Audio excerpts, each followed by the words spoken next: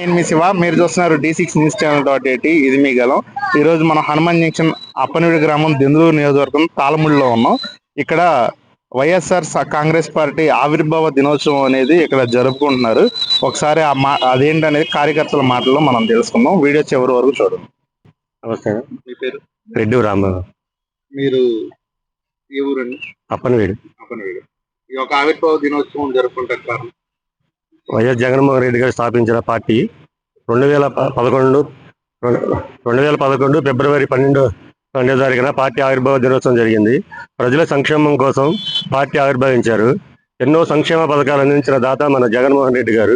ఆయన ఆశయాలను ముందుకు తీసుకెళ్లిన ఉద్దేశంతో ఈ రోజు ఈ కార్యక్రమం నిర్వహించడం జరిగింది. మీ ఒక అజెండా ఏంటి? నాయకులు ఎవరు లేకుండా కొత్తగా కనబడుతుంది నాకు.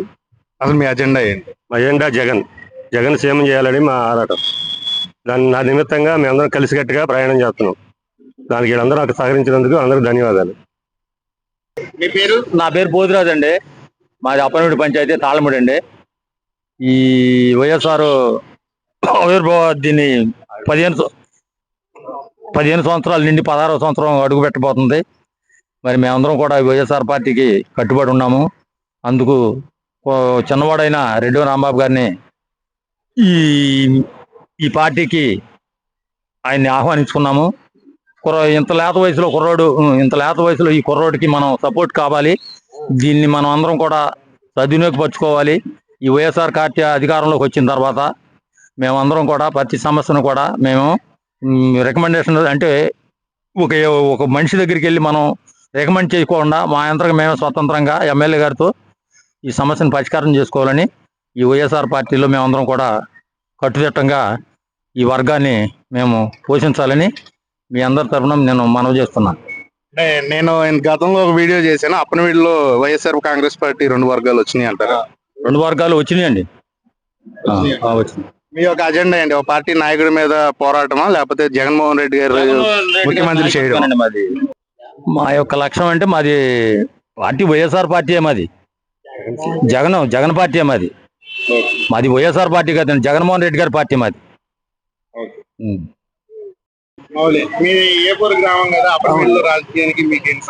అప్పనవీళ్ళ రాజకీయం అంటే రాంబాబు అంటే 10 మందికి సాయం చేసే మనస్తత్వం. ఆయనతో పాటు నడవడానికి నాకు ఇష్టపడి నేను వచ్చాను. ఈ ఆవిర్భావం గురించి మీరు వైఎస్ఆర్ కాంగ్రెస్ పార్టీలో ఎన్ని సంవత్సరాలుగా ప్రయాణం చేస్తున్నారు? నేనైతే గత 6 సంవత్సరాలుగా ప్రయాణం చేస్తున్నాను. ఇంకా రాబోయే రోజుల్లో పార్టీ సేవా కార్యక్రమాలు ముందుకెళ్లే అవకాశాలు ఉంటాయి. ముందుకు వెళ్తాం, కంపల్సరీగా వెళ్తాం. రాంబాబు అనేదోనే వెళ్తాం. మేము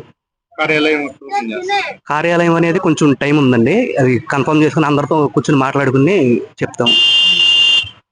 మీ యొక్క అజెండా జగన్ సీఎం చేయడమా, లేకపోతే అధికార నాయకులు ఎవరిని మీరు తొక్కటాగో లేకపోతే ఇంకోటి మేమేం చేయట్లేదండి. చెప్తే కదా 10 మందికి న్యాయం చేసే వాళ్ళ వైపే జనాలు ఉంటారు. అలా ఉండాలని బానిసత్వంగా అయితే మేము ముందుకెళ్తా. బానిసత్వం చేసే లెక్క అయితే. పేరు? కోమత్ సాయిరాం. ఇది ఏ ఊరండి? హనుమాన్ జంక్షన్, బాబులవాడ మండలం. వైఎస్ఆర్ కాంగ్రెస్ పార్టీలో మీకు ఏమైనా పదం ఉందా? అదొండు లేదు, అభిమానం ఉంది. ఖచ్చితంగా తిరుగుతాం ఆయన కోసం, జగన్ గారి కోసం. పక్క నియోజకవర్గం ఈ నియోజకవర్గంలో రాజకీయం ఖచ్చితంగా మంచి ప్రశ్న ఇచ్చారు. పక్క నియోజకవర్గం ఆయన కూడా ఈ నియోజకవర్గాన్ని ఎందుకు వచ్చానంటే, గతంలో కూడా ఒక నానుడు ఉంది. చదువుకున్న వాళ్ళే రాజకీయాల్లో రావాలి, నలుగురు సేవ చేసే వాళ్ళే రాజకీయాల్లో రావాలి, నలుగురిని కలుపుకెళ్లే వాళ్ళు రాజకీయాల్లో రావాలన్న దృక్పథం నేను చాలా నమ్ముతా. ఆ నమ్మిలో భాగంగా మరి ఇక్కడ అప్పనవీడులో రెడ్డి రాంబాబు అన్నయ్య చదువుకున్నాడు, యువకుడు, విజ్ఞానవంతుడు, నలుగురికి సేవ చేసే తత్వం ఉంది. నలుగురికి ఆపదంటే వాళ్ళ కోసం నిలబడే మనిషి కాబట్టి నేను ఆయన కోసం, ఆయన కూడా వైఎస్ఆర్ కాంగ్రెస్ పార్టీ అవ్వడం వల్ల జగన్మోహన్ రెడ్డి గారి ఆశయాల కోసం ఆయన పనిచేస్తున్న వల్ల నేను ఖచ్చితంగా ఆయన అహ్మలకి నేను అటున్నా కానీ ఇటు పనిచేస్తున్నా. నా సూటి ప్రశ్న, రెడ్డి రాంబాబు గారితో ప్రయాణం అంటున్నారు. ఒకవేళ ఆయన వేరే పార్టీలోకి వెళ్తే ఏం చేస్తారు? ఆయనైతే వేరే పార్టీకి వెళ్ళే ఆలోచనలు లేరు. మేము ఆయన సుదీర్ఘంగా కలిసి ప్రయాణం చేసి మాట్లాడుతున్నాం. మీ అజెండా? ఖచ్చితంగా ఆయన ఎజెండా అయినా మా ఎజెండా అయినా జగన్మోహన్ రెడ్డి గారు సీఎం చేస్తాం. జగన్మోహన్ రెడ్డి గారిని సీఎం ఎందుకు చేయాలి అని మీరు అడుగుతారు. మళ్ళీ దానికి కూడా నేను సమానం చెప్తా. ఇన్నేళ్ల భారతదేశంలో మేనిఫెస్టోలో 99% అమలు చేసిన ఏకైక వ్యక్తి జగన్మోహన్ రెడ్డి. మరి బడుగు బలహీన వర్గాలు ఆ రోజు సచివాలయానికి వెళ్ళాలన్నా, ఎంఆర్ ఆఫీస్కి వెళ్ళాలన్నా, ఒక ఫంక్షన్ రావాలన్నా ఎన్నింటిలో కూడా చాలా ఇబ్బందులు పడ్డారు. కానీ జగన్మోహన్ రెడ్డి గారు గెలిచాక ప్రతి ఇంటికి కూడా నడవలేని అవ్వకు కానీ, రేషన్ షాప్కి వెళ్ళిన తాతకు కానీ రేషన్ ఇంటికి వచ్చింది, పెన్షన్ ఇంటికి వచ్చింది. మరి అంటే ఆలోచించే వ్యక్తి జగన్మోహన్ రెడ్డి. బడుగు బలహీన వర్గాల కోసం ఏకంగా వైఎస్ఆర్ కాలనీ, మీరు ఎప్పుడైనా సరే ఏ గ్రామానికి వెళ్ళినా, ఏ ఊరికి వెళ్ళినా సరే స్టార్టింగ్ కాలనీ కానీ ఎండింగ్ కాలనీ కానీ ఉంటుంది. అది ఇచ్చింది ఎవరు తెలుసా? జగన్మోహన్ రెడ్డి గారు. మీరు స్టార్టింగ్ కాలనీ ఎండింగ్ కాలనీ అని చెప్పి మళ్ళీ మీడియా వాళ్ళు అడిగారు ఇంకొక క్వశ్చన్.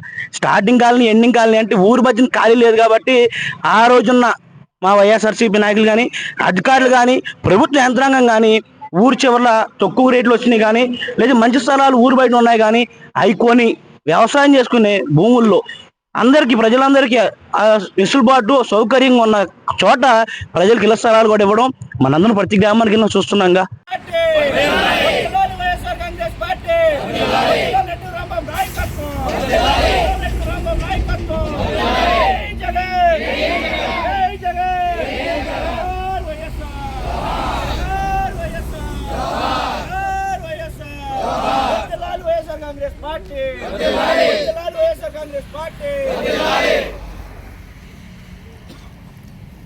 జై జగన్, జై జై జగన్, జోహార్ వైఎస్ఆర్, వర్ధిల్లాలి వైఎస్ఆర్ పార్టీ నాయకత్వం, వర్ధిల్లాలి అభయ్ చౌదరి గారి నాయకత్వం, వర్ధిల్లాలి అభయ్ చౌదరి గారి నాయకత్వం.